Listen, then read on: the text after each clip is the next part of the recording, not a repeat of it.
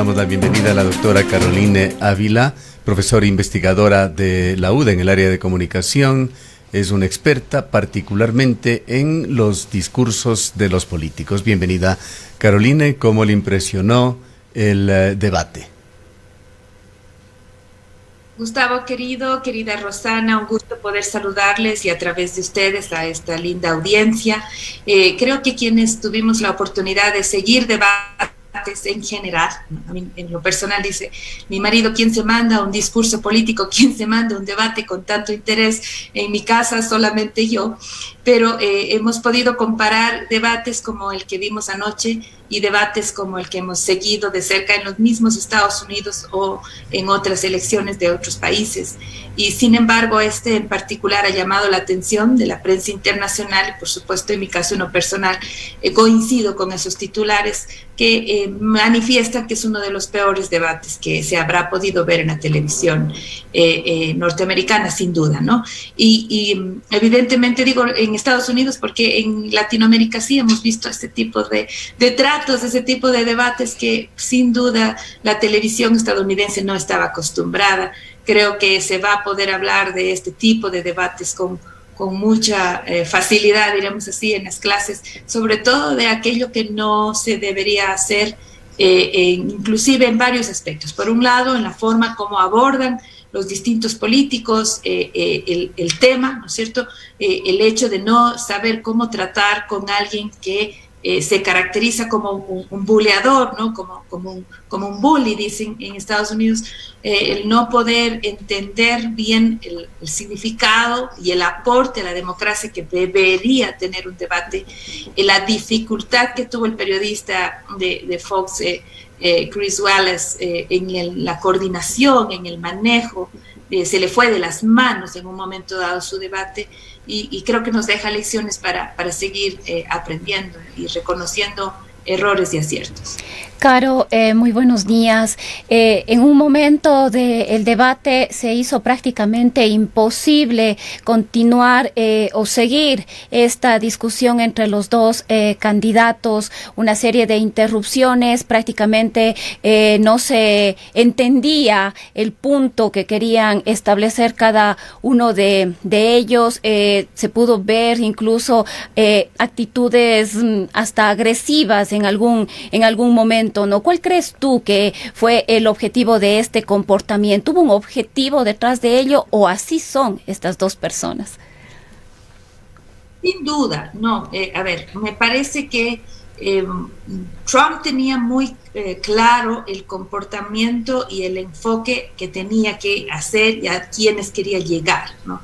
En reiteradas ocasiones veía yo que manifestaba temas ideológicos, ¿no? Por ejemplo, hablaba de la izquierda, hablaba de lo que podría estar pasando con, por ejemplo, el tema de las inseguridades en la integridad electoral, las dificultades, por ejemplo, con el negar rotundamente los errores con el caso de coronavirus. Creo que ese comportamiento de Trump forma parte de intentar llegar a su base, intentar sacudir aquel, de nuevo, americano de centro, de este norteamericano profundo, diremos, que fue quien le dio la victoria hace 4 años atrás, y que uno de los problemas que tiene el Partido Republicano es que probablemente pierda, ¿no es cierto?, esa base, pierda ese sector y no lo movilice adecuadamente ahora en noviembre próximo. Entonces, la impresión que me deja es tratar de sacudir esa base. ¿Cómo lo hace? ¿No? Primero con la actitud desenfadada, casi que hasta grosera, que le ha caracterizado. O sea, no sorprende Trump en lo que normalmente sucede en este discurso. No sorprende Trump en este tipo de situaciones, en verdad. Entonces, me parece que ese es un poco lo que está intentando hacer. Así que ese es un primer esfuerzo. En el caso de Biden, el problema que siento que pasa allí es que no supo reaccionar ante ese tipo de enfrentamientos, ¿no? Y sinceramente, Rosana, es bien difícil reaccionar porque no se encuentra el punto correcto de actitud, ¿no? Por un lado tienes que ser firme y no dejarte tratar mal por el otro lado tienes que ser respetuoso de la audiencia y llegar con un contenido. La crítica, lo que dijo en cuanto al discurso de Biden es que terminó siendo tantas veces interrumpido que llegó a perder un poco la consistencia de sus ideas y no le permitía expresar con claridad sus opiniones.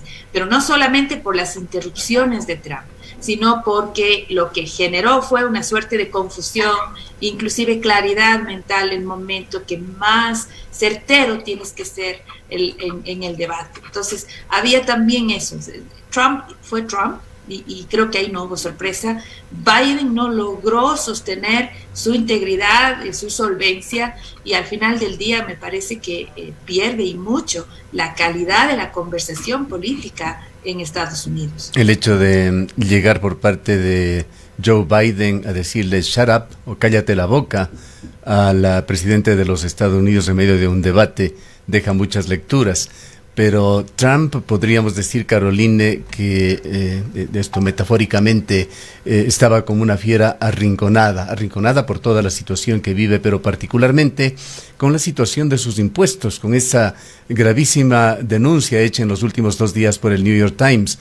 Los medios norteamericanos, con sus herramientas modernas de fact-checking que lo hacen en tiempo real, contabilizaron decenas de mentiras de parte de Trump en sus intervenciones del día de ayer.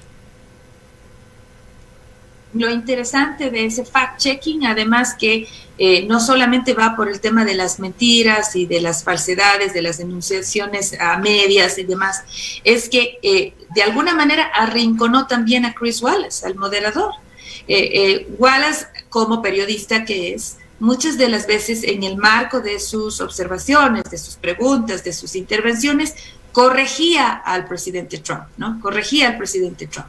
La impresión que dejó es que Trump al final, y ellos aprovechan mucho de esto los republicanos, termina debatiendo con Biden y también con Wallace.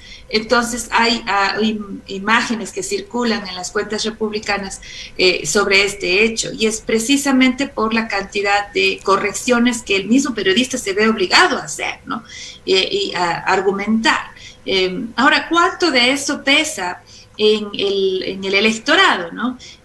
Se ha medido con mucha difusión, con mucha profundidad el efecto de los debates, ¿no? Y los debates por lo general tienen mínima incidencia en el resultado, sobre todo porque si afectan en algo, ¿no? Si llegan a mirar en algo el fenómeno del debate, a intervenir, diremos así, en el proceso, es en el votante indeciso.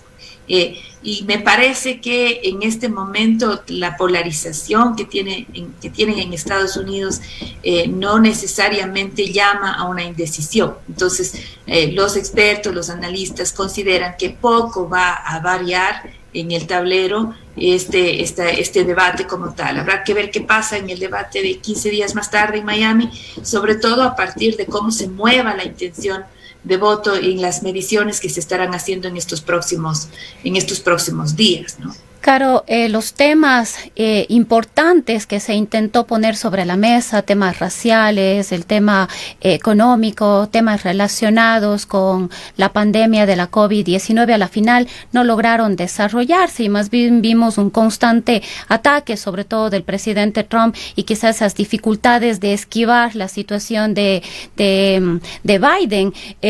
Insisto, quizás el objetivo de Trump era precisamente no profundizar sobre todos estos temas de preocupación de la sociedad americana. Dori Toribio, una de las periodistas que cubre la Casa Blanca, una periodista española, lo manifestó claramente, ¿no? Hubo intentos de llegar con algo de contenido, pero la forma como se dio lo arrasó todo al final y cubrió todo lo que podría haber sido un interesante debate en cuanto a su contenido.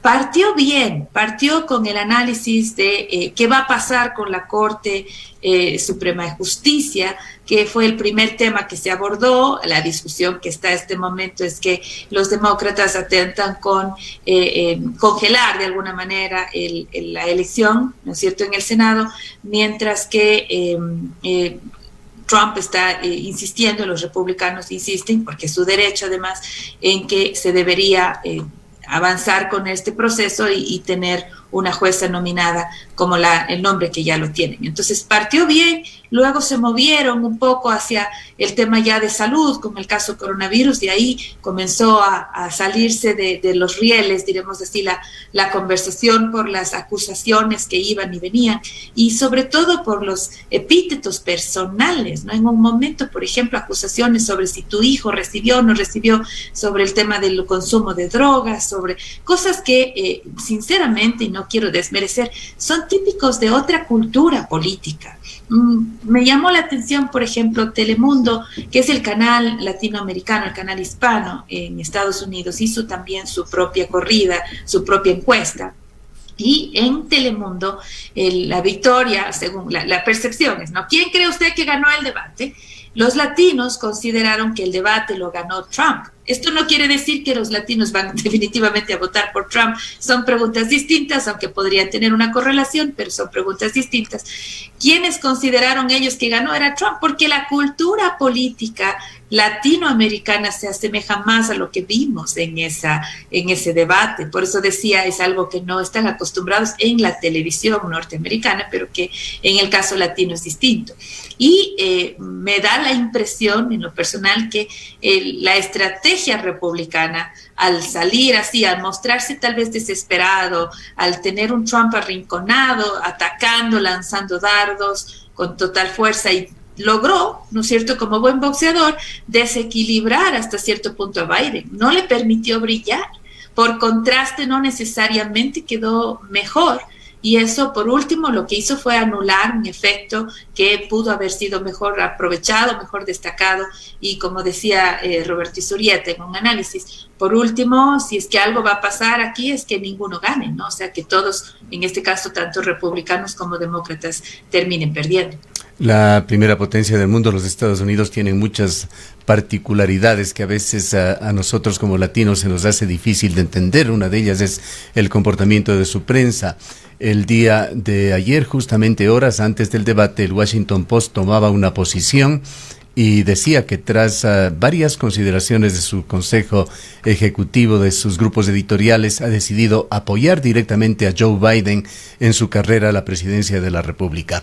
Y aquí quisiera su análisis de la prensa y de estas particularidades, Caroline, centrados también en el moderador Chris Wallace, que siendo de la cadena Fox, que es una cadena que está ligada directamente a los republicanos, es prácticamente un reducto del presidente de la República, la cadena Fox. Sin embargo, Chris Wallace se conoce que es un periodista posiblemente de afiliación incluso, pero sí con toda seguridad de espíritu demócrata. ¿Cómo estuvo el moderador en su criterio, más allá de lo que ya señaló? Creo que Wallace hizo lo que se pudo, ¿no es cierto?, en una circunstancia tan difícil en la que llegó a estar.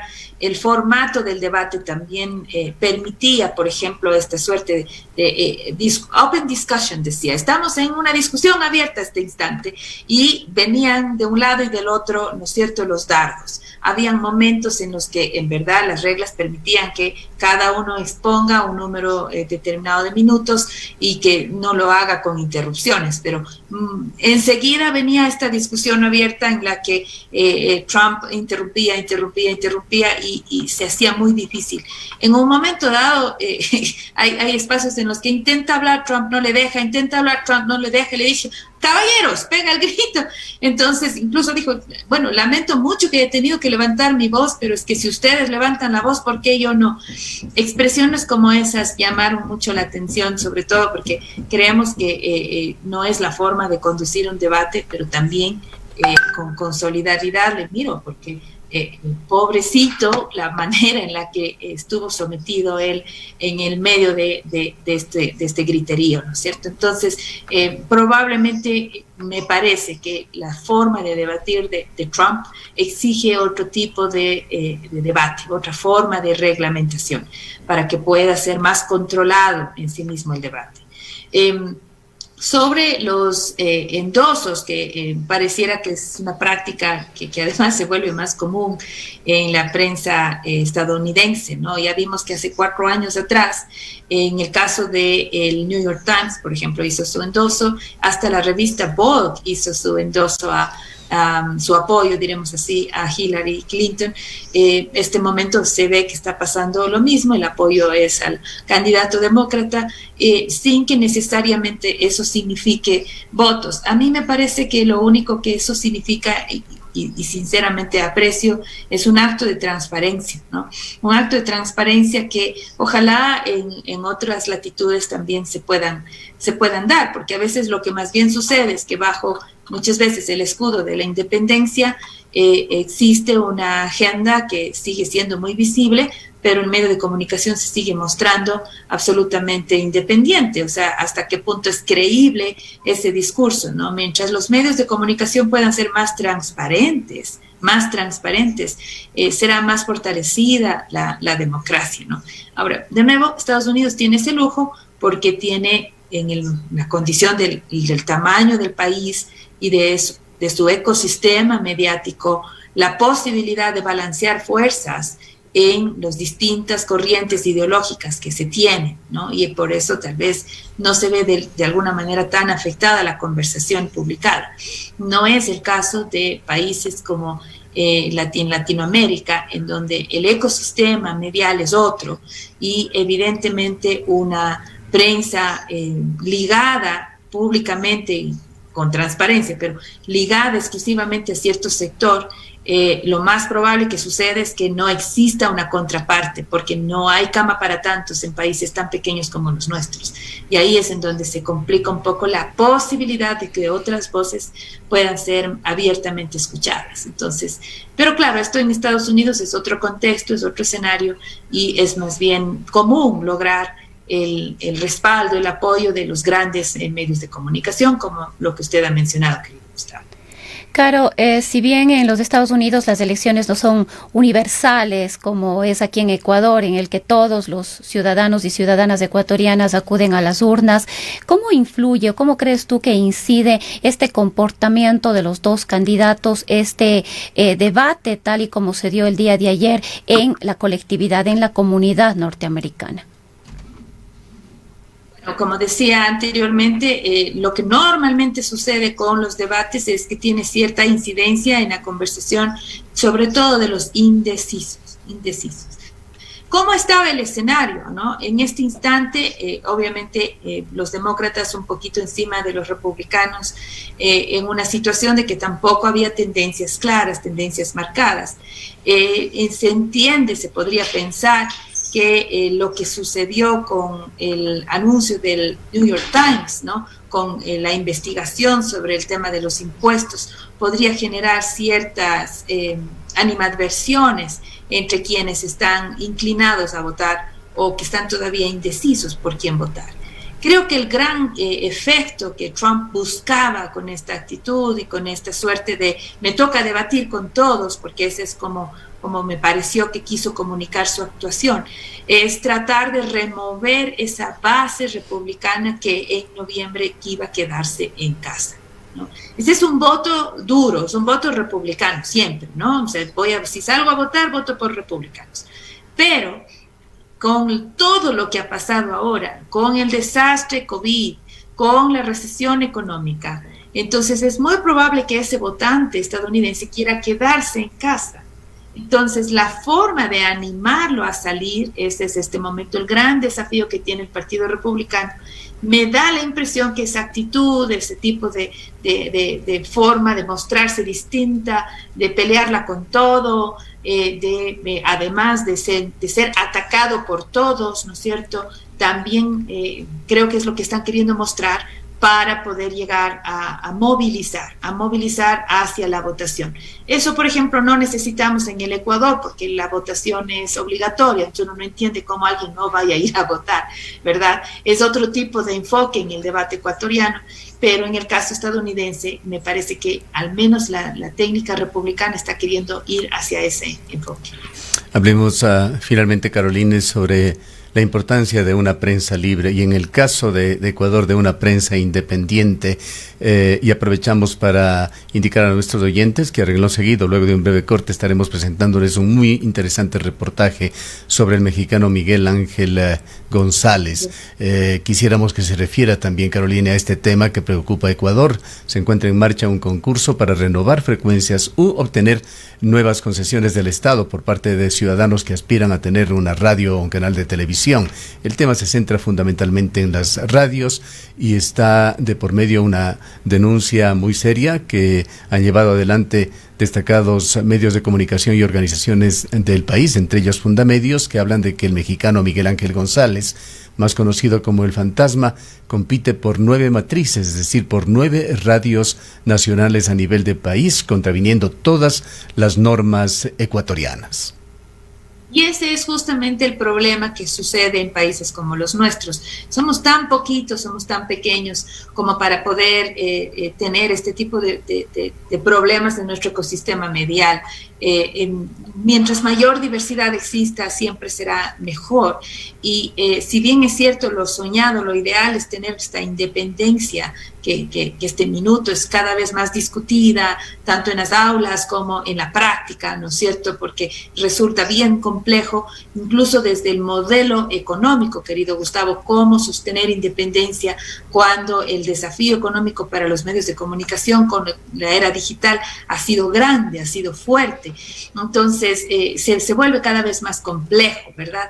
Pero si encima de eso no existe suficiente control en el caso de nuestro ecosistema medial para hacer que exista diversidad de voces, ¿no? Diversidad de elementos, eso todavía es aún más grave, ¿no? Es aún más grave. Y me parece que en el caso del fantasma, conocido como este inversor, diremos así, de cadenas de medios de comunicación, vale la pena seguirle con mayor cuidado, con mayor detalle. No vaya a ser que en este esfuerzo que tenemos, ¿no es cierto?, por controlar, por tener un nuevo sistema medial, en fin, terminemos con un mamotreto distinto y peor, ¿no es cierto?, a lo que anteriormente contábamos. Entonces, me parece que hay que tener mayor cuidado, sobre todo en la aplicación de las reglas, en entender cómo muy sutilmente se pueden ocultar nombres utilizando otras figuras, ¿no es cierto?, que al final del día terminan siendo obedientes a un solo grupo corporativo, en este caso, y que es sumamente peligroso, sobre todo porque el efecto que los medios de comunicación pueden tener en la conversación, en la opinión pública, ¿no es cierto?, no es menor, sobre todo cuando hablamos de democracia, cuando hablamos de derechos, de promoción de derechos, ¿no es cierto?, de movilizar voluntades. Una prensa libre realmente es fundamental, y la agenda en este sentido, en el caso ecuatoriano, no ha sido resuelta, ha sido analizada. Hemos intentado desde la academia hacer nuestras observaciones. La configuración de una ley de comunicación en su momento siempre me pareció importante discutirla. Nunca estuve de acuerdo con lo que al final terminó siendo, peor todavía con lo que se terminó ejecutando, pero por más que se ha prometido aires de libertad, tampoco es que se haya logrado. Así que es una agenda sin duda inconclusa y que vale la pena prestar atención. Muchas gracias a Caroline. Caroline Ávila es PhD en comunicación, experta en comunicación política, profesora, investigadora de la UNA.